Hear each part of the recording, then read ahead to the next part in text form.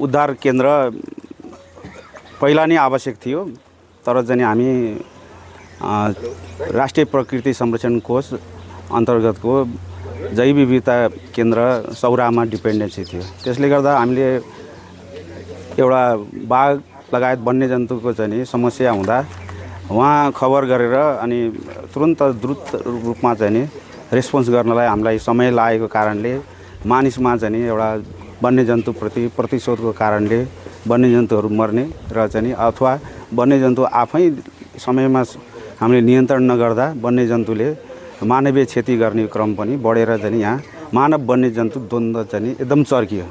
यहाँ म यहाँ आइसकेपछि मानवीय कारणले झन्डै हाम्रो कार्यक्षेत्रभन्दा बाहिर डिभिजन 1 को क्षेत्रमा 4-5 वटा बाघहरू मरे, जहाँ चाहिँ मानवीय कारणले चाहिँ प्रतिशोधले मरेको देखिएपछि हामीले पर्सा राष्ट्रिय निकुञ्जले त्यही बेलादेखि अब सधैँ कानुनी अस्त्र मात्रै प्रयोग गरेर हुँदैन, समाजलाई पनि अलिकति बिहेभियर चेन्ज गर्नुपर्छ भनेर हामीले बाघ मित्र कार्यक्रम भनेर गत 2 वर्षदेखि स्टार्टअप गरेका छौँ। त्यसले पनि केही गति लिएको छ र हामीले बाघ मित्र स्वयंसेवकहरू पनि अहिले परिचालन गरिरहेका छौँ।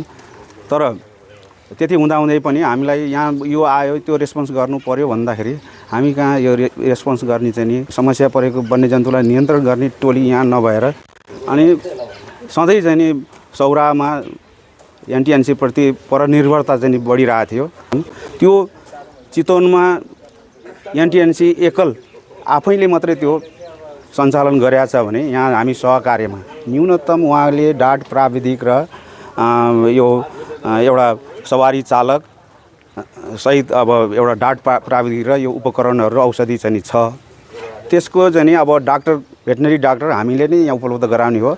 उहाँलेबाट प्रशिक्षण र दीक्षित भएपछि फुल फ्लेजमा डाक्टर भेटनरी डाक्टर हाम्रैबाट चाहिँ जाने र चाहिँ अघि नगर प्रहरी जस्तै हाम्रो यहाँ गेम स्काउट नेपाली सेना परिचालन गरेर यो टिम चलाउने भनेर यो संयुक्त रूपमा चाहिँ चल्ने हो। यद्यपि यो चल्ने भन्दै पनि यहाँ चाहिँ नि हामीले नियन्त्रण गर्नको लागि चाहिने सबै उपकरणहरू छ। त्यो उसमा डिपेन्डेन्सी अब उता हुनु पर्दैन। सौरामा सबै उपकरण छ। सौराले जे जति काम गर्न सक्छ त्यहाँ एनटिएनसीले उद्धारको विषयमा त्यति गर्न सक्ने क्यापासिटी चाहिँ नि हुने गरी चाहिँ यो फुल फ्लेजमा आजैबाट चाहिँ यो चलेको छ।